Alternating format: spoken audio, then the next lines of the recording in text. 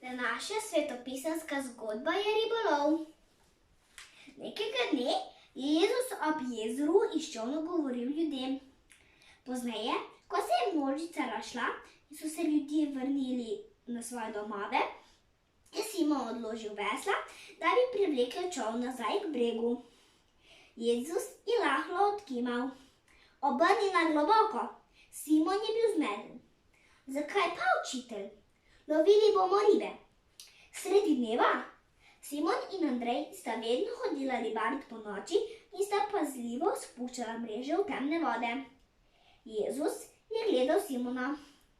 Tako mirno in tiho, kakor da bi hotel reči: "Ubogaj me, Simon." Trdoglavi ribič je imel pomisleke in bil je zmeden.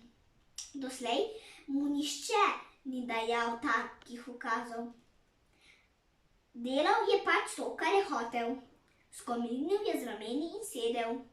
Pograbil je vesla in odrinil proti sredini jezera.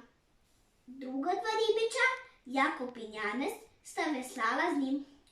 Čudila sta se, ko sta videla, da Andrej in Simon poskušata kaj ujeti v najhujši vročini sredi dneva. Nenadoma pa sta opazila, da jima Andrej maha in nekaj vpije. Bil je nagnjen čez rob čolna, da bi skoraj padel v vodo. Simon je stal in grabil mreže, ki so bile tako napete, da so se mu trgale v rokah. Bile so polne rib, ki so skakale in se zvijele, da je voda pljuskala naokoli, srebrne ljuske pa so se svetlikale v soncu. Jakob, Janez, Andrej je divje mahal svojima prijateljima. Od teže se potapljamo. Druga dva ribiča sta pograbila mreže in naložila preostanek ulova v svoj čoln, nato pa so počasi odveslali nazaj v Kafarnaum, saj so morali vihteti vesla s skrajnimi močmi. Simon je zabredel v vodo in prepustil Andreju, Jakobu in Janezu, da so raztovorili čudežni ulov rib. Jezusa ni upal pogledati. Sedel je na breg in naslonil glavo v dlan. Jezus je prišel in položil roko na Simonovo ramo. "Gospod, pusti me," je rekel Simon. Jezus ga je prijazno pogledal. "Gospod," je rekel Simon, in solze so mu kapljale po grobih licih, sem grešen človek sem. Sramoval se je, da je bil tako počasen in ni takoj prisluhnil Jezusu. "Ne boj se, Simon," se je nasmehnil Jezus. Pogledal je Andreja, Jakoba in Janeza.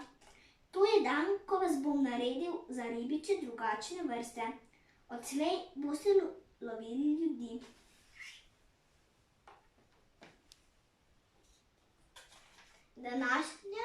Zdaj bom pa napisala besedo današnje zgodbe.